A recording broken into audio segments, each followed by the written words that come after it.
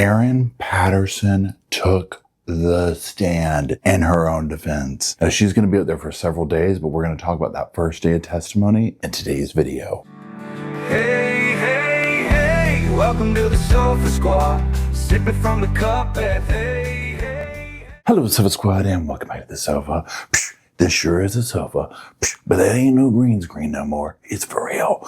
And this is Paul. My name is Paul if you're new to the channel, and if you're not new to the channel, I'm sorry to say, my name's still Paul. Okay. Now, what we're going to be doing today is we're going to be going not back down, but continuing on with the Erin Patterson trial, the murderous luncheon trial. This is in Australia. And first of all, shout out to everybody from Australia who's been joining the Sofa Squad and hanging out here. Y'all have been so nice and so helpful, and I've absolutely loved learning about Australia. If there has, I don't even want to say a silver lining to this or whatever, but it's just kind of opened my world to another world that I didn't know was there. Part of that world is good, which is Australia and its people. The other part that is opening me up to that I didn't know was there that I don't like are death cap mushrooms.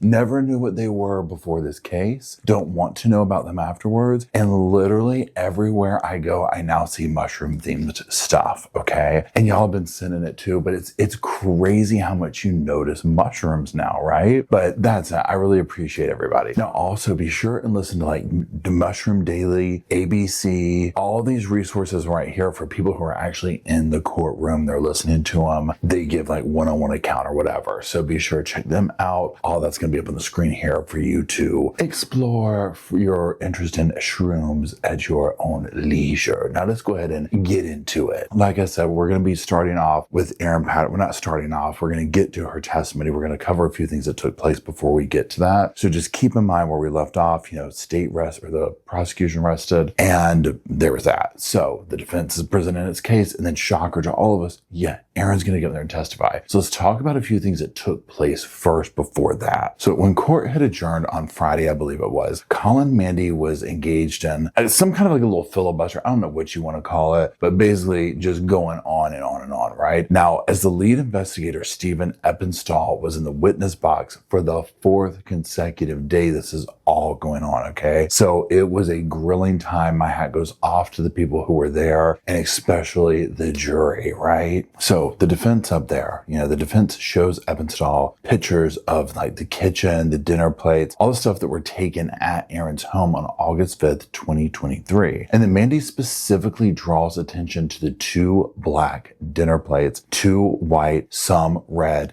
and a colorful striped plate that was seen in the photograph. Remember how all of that went down with like the different colored plates, and that, you know, Erin had one and the rest of the guests or whatever, okay? So none of the plates were the gray or orange or tan color plates. So if you remember, Ian Wilkinson mentioned these colored plates or whatever when, you know, he took the stand. Okay, well, none of those plates were those gray or orange tan color plates that he had talked about. So then Mandy goes on to show like other pictures of the kitchen and whatnot. But this was from like November 2023, the search they did then. Now, Mandy stated some items seen in the first search are no longer visible. And Eppenstall is kind of like, yeah, the shelf's been rearranged, right? I mean, it's just kind of this back and forth with that. Now, the topic will then turn to Mandy showing the court a flow chart of 3 SIM cards that were investigated. Now, y'all, this is like super technical. It's super, as you can imagine, my body completely rejected this. So you just do the math on that one. And after all that, the jury's like, girl, we need a break. Okay.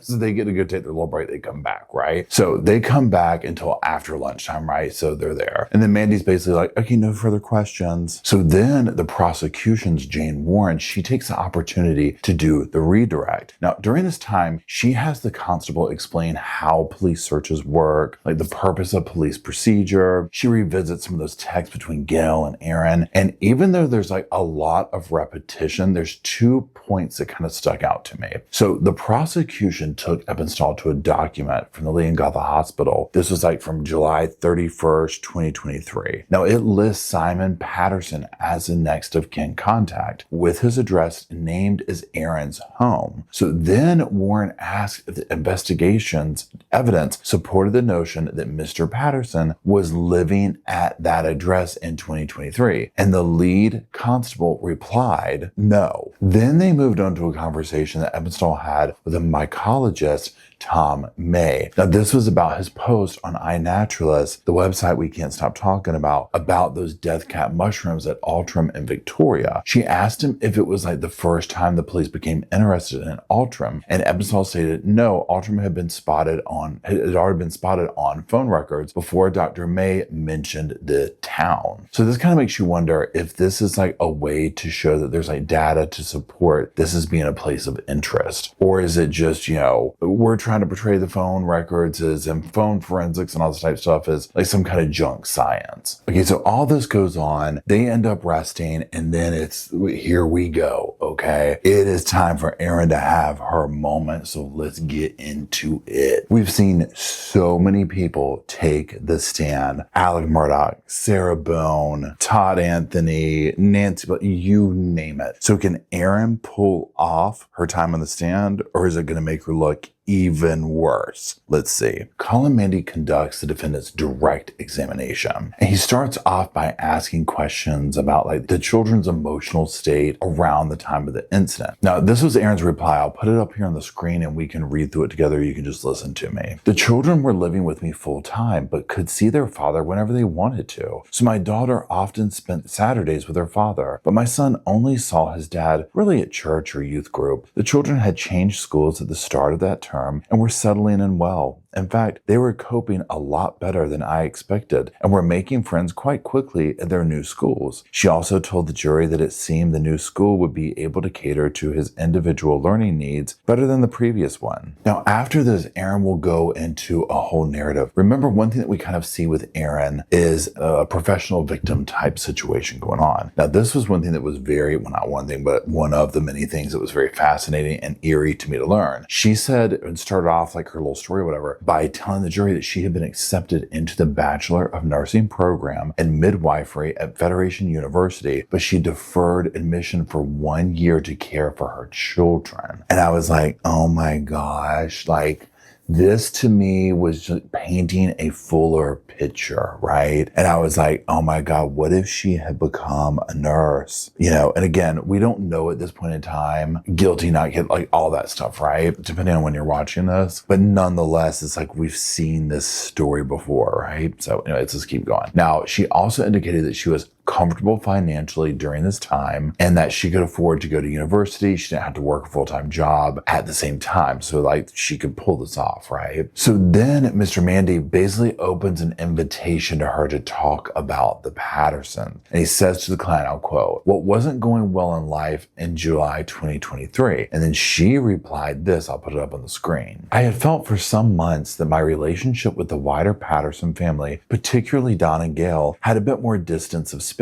put between us. We saw each other less. Part of this was because I no longer lived in Corambura, but I began to have concerns Simon didn't want me involved with the family anymore. Perhaps I wasn't being invited to so many things. My relationship with Simon was functional. From the start of that year to July, we mainly just related on logistical things like church and the kids, but we didn't relate on friend things, banter, like we used to." Now, to me, this shows the pattern of her thinking that somebody was slipping away, right? But, time will tell. Now, Erin would also talk to the jury or, the courtroom, whatever you want to say, about her issues with self-esteem. And I'm going to quote her here. She would say, "I struggled with parts of myself. I have been fighting a never-ending battle of low self-esteem most of my adult life. And the further inroads I made into being middle-aged, the less I felt good about myself. I suppose I put on weight and could handle exercise less. I agree it was mainly about my weight. I was even planning gastric bypass surgery." So then Colin Mandy kind of turns the questioning towards her and Simon's relationship in the beginning of it. And that was their first meeting in 2004, the Monash City Council. Now, she was employed as like an admin officer by the RSPCA, that's the Royal Society for Prevention of Cruelty to Animals. And she went on to say that they met through like a mutual friends or something like that. And for a time, the two of them were just friends. Now, she estimated that they were in like that friend zone from around November 2004 until the following July, and that's when they started dating. Now, she also shared with jurors that when she met Simon, she considered herself like a fundamentalist atheist, okay? I'm not really sure what that means, but,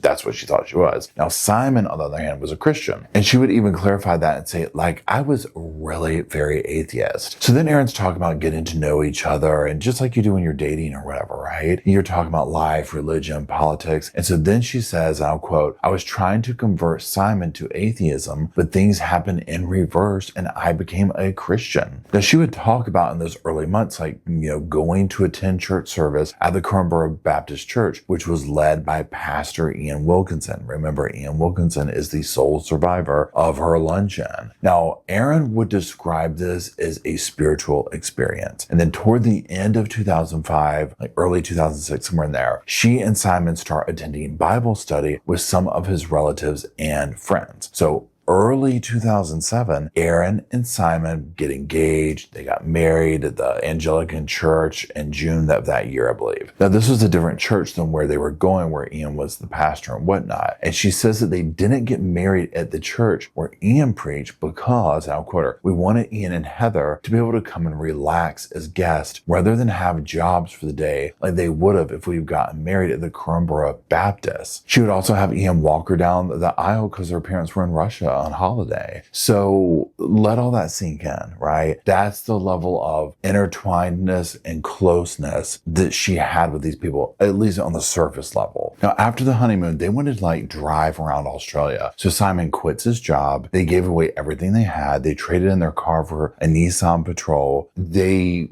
go out there, right? They're on the open road. They're doing their thing, whatever. So the journey started off in Sydney. And then they, and I'll quote here, meandered their way across Australia, going through the guts of it. This includes numerous outback towns. So then they went overseas where they landed in South Africa before going to Botswana to visit some of Simon's relatives and camp through Namibia. Amazing trips, right? So once they get back to Perth at the end of 2007, Simon wants to like keep traveling, but she's ready to basically be like, look, let's stop. Let's put down some roots. And she told the court, I'll quote her again, I was keen to start having babies for want of a better way to phrase it. Now, Simon would then get a job in the inner city council in Perth, and they would rent a house that's like 40 minutes from where Erin had planned on going to that school. So then Erin would explain how when their son was born back in 2009, she said it was a very traumatic, and I quote, very traumatic birth. And then she said, and I'll quote again, it went for a very long time. They tried to get him out with forceps, and he wouldn't come out, and he started to go into distress. He lost his heartbeat. So they did an emergency cesarean, and they got him out quickly. And it does sound like a very traumatic, scary birth, right? Now, one of the reporters that was,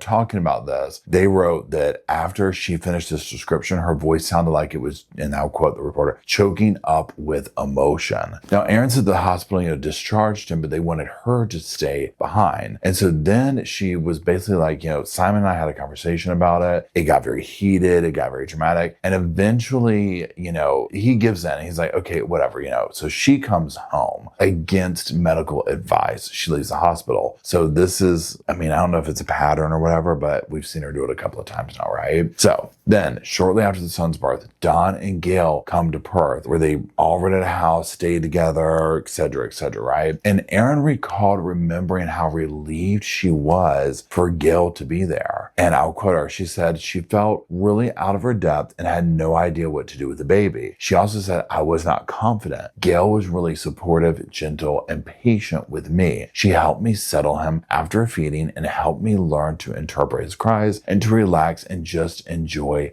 motherhood. So fast forward to 2009, they, meaning Erin and Simon, go on another adventure. This time they head north to the Western Australian coast. Now, after a little bit, Erin's basically like, okay, I'm good. I'm done. Simon, like, you know what? I need my own bed. I need my own stuff. Right? So she and the baby go back to Perth and Simon drives their vehicle back. Now, after this is when something happens, right? Her Erin and Simon start having separations. And this is like the first of a few of them would take place. And they would last for, 2-3 months, somewhere in there. So she rented a little house, a little cottage, whatever they call it, where she and the son stayed, okay? And now she was saying, I'll quote her, "It was really important to both of us that we cooperate about our son and make it as easy on him as possible." Now, they'll press further and be like, well, what are these tensions about? Blah, blah, blah, blah, blah. And she'll say, primarily what we struggled with over the entire course of our relationship, it was we just couldn't communicate well when we disagreed about something. She also said, we could never communicate in a way that would make each of us feel heard and understood. Now, after all this, they would adjourn the court for the day on this first session or whatever. So let's just kind of talk about this. And then the next video, we'll get into more of her,